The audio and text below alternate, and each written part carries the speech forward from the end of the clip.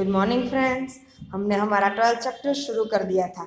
अब चैप्टर के अंदर हमने बहुत कुछ देख लिया था। हमारी एक्टिविटी 12.1 देख ली थी, हमारी एक्टिविटी 12.2 देख ली थी। Now propagation of sound. अब प्रोपगेशन ऑफ साउंड में हम थोड़ी चीजें देखेंगे। The sound produce by the vibration objecting the matter substance through which sound is transmitted it called medium. अब जिसमें भी साउंड है वो आगे ट्रांसमिट होता है उसे मीडियम कहेंगे। It can be solid, liquid और गैस, तीनों हो सकते हैं उसके मीडियम में। मीडियम कभी सॉलिड भी हो सकता है, कभी गैस भी हो सकता है, कभी इन particular medium. All from the participant medium contact with the vibration object first displaced from the equiposition. This is exchange force adjust particle as per result which of the object particle gets displaced from the position of rest. After the displacing the object particle, first particle come back and original position. पहले एक particle था, particle पहले जाते थे आगे, वापस आते थे, वापस अपनी पोजीशन में आ जाते थे। तो that is particles work. Particle कैसे वर्क करते हैं, पहले कैसे होता है, पहले यहाँ पे बहुत सारे पार्टिकल्स ऐसे थे, अपनी अपनी पोजीशन पे थे। फिर क्या हुआ, ये पार्टिकल्स सारे अंदर आ जाएंगे। अंदर आ जाएंगे तो जो पार्टिकल्स है वो एकदम नजदीक नजदीक आ जाएंगे, ये एकदम दूर। ये पार्टिकल नजदीक आ जाएंगे। फिर क्या होगा, ये पार्टिकल इस पार्टिकल छू के इसकी एनर्जी इसमें ट्रांसफर हो जाएगी। अब ये पार्टिकल्स आगे जाएंगे और ये अपनी ओरिजिनल पोजीशन पे वापस चले जाएंगे। ये पार्टिकल अपनी ओरिजिन पोजीशन वापस चले गए और ये पार्टिकल एकदम नजदीक नजदीक आ गए। वैसे ही आगे पार्टिकल ऐसे ही चलते रहेंगे। पार्टिकल्स है वो क्या करेंगे, ऐसे ही एडजस्टिव चलते रहेंगे, पहले नजदीक आएंगे, दूर जाएंगे, नजदीक आएंगे, दूर जाएंगे। So that is position process continue in a medium till the sound reaches your ear. कहाँ तक ये सब कुछ चलता रहेगा, जब तक साउंड हमारे कान तक नहीं पहुंचता। This disturbance created by source of sound. कोई भी डिस्टर्बेंस क्रिएट हुआ, ये पूरा हुआ सोर्स ऑफ साउंड। कभी साउंड का सोर्स आता है, प्रोपोगेट करते हैं हम उसे, उसके अंदर है वो साउंड होता है। देन धीरे धीरे धीरे धीरे वो आगे पार्टिकल्स उस मीडियम में आगे जाके हमारे ईयर तक पहुंचते हैं। Can sound make the light support dance? Okay, take the thin can and remove the end of the hollow, and this is balloon stretched the over and rubber band that is a paste and that is fall on the mirror, and this light spot is wall that is। जो अब हम क्या करेंगे, sound के अंदर vibration देंगे होलो के अंदर, तो क्या होगा, वो हिलेगा, उसकी वजह से लाइट की रिफ्लेक्शन होगा, वो अलग अलग जगह पे होगा, जिसकी वजह से हमें लाइट स्पॉट डांस करता हुआ वैसे दिखेगा। तो सिंपल है, कोई नई चीजें नहीं है। The medium travel through the medium and not particle of the medium. Okay, जो हमारा पार्टिकल है वो एक पार्टिकल में से दूसरे के पार्टिकल में जाएगा, पूरे का पूरा ट्रैवल नहीं करेगा। वो मीडियम में एक डिस्टर्बेंस आगे जाएगा, वो खुद है ना आगे नहीं जाएगा। The wave is disturbed, they move through the medium. One of the particle of medium set neighboring particle into motion. They turn to propose similar motion to other. जैसे मैंने बताया कि हमारा नेबरिंग पार्टिकल है, बाजू वाला पार्टिकल है, उसके बाजू में छुएगा और वो अपनी एनर्जी ट्रांसफर करेगा उसके बाजू में, उसके बाजू में। तो ये चीजें चलती रहेगी। Disturbing the what is happened during the propagation of sound and medium hence that visual as wave. Sound wave are characterized by motion particle in a medium and called mechanical wave. जो sound wave है उसे mechanical waves भी कहेंगे। क्यों? क्योंकि वो उनके लिए मीडियम बहुत ही जरूरी है। जो भी मीडियम के अंदर प्रोपोगेट करता है उसे कहेंगे मैकेनिकल वेव।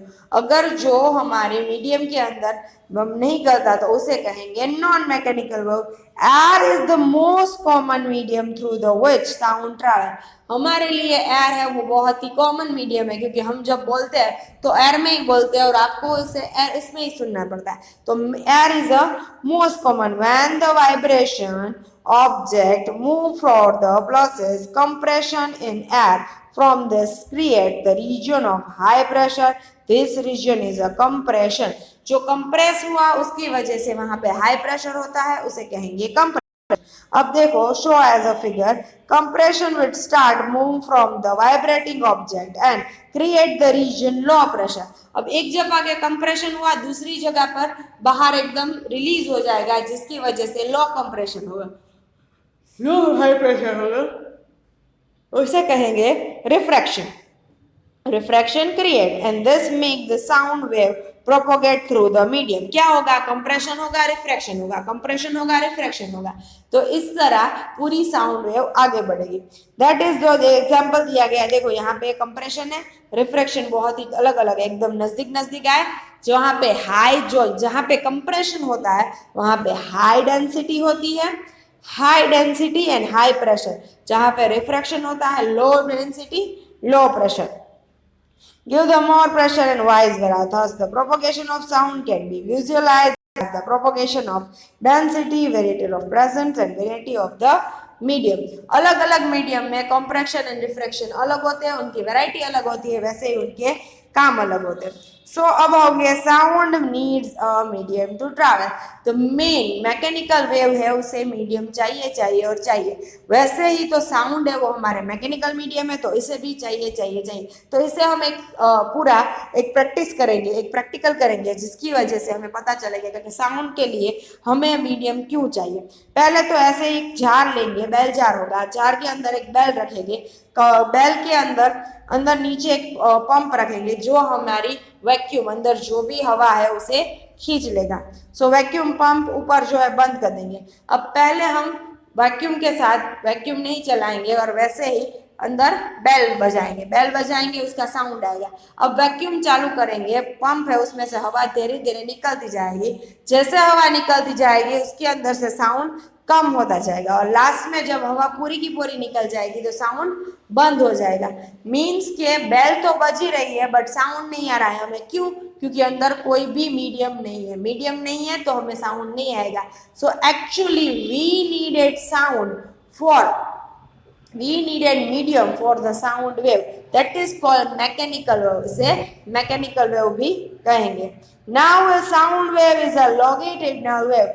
अब हम इसने जब यहाँ पे थे तब भी मैंने थोड़ा समझाया था आपको कि लॉन्गिट्यूडनल वेव किसे कहेंगे, जो डायरेक्शन में साउंड जा रहा है उसी डायरेक्शन में जो ऑसिलेशन होता है तो उसे कहेंगे लॉन्गिट्यूडनल वेव। एंड जो हम जिस साउंड में हमारा रे जा रही है उसके ऑसिलेशन होते हैं वो परपेंडिकुलर होते हैं, तो उसे कहेंगे परपेंडिकुलर लेंथ। तो लॉन्गिट्यूडनल वे में जो स्लिंकी है, आस्क योर फ्रेंड हॉल, ये हमारे बच्चे खेलते हैं स्लिंकी से। As a forward, what do you notice? If you move your hand pushing that slinky alternate, what will you observe? If you mark the dot slinky, you will observe that the dot of slinky will back forth and parallel to direction of propagation. Disturbance, ये जो हमारा disturbance आया उसके ऊपर से। The region where call come closer call compression, जो सारे नजदीक आए उसे कंप्रेशन कहेंगे। The region calls further apart call refraction, जो दूर जाएगा उसे रिफ्रैक्शन कहेंगे। जो इसमें भी ऐसा होगा जैसे हमने साउंड वेव में पार्टिकल में देखा था वैसे ही स्लिंकी में होगा, नजदीक आएंगे वो सारे कंप्रेशन, दूर जाएंगे वो refraction. And this series is a compression refraction now compared to propagation of disturbance in slinky।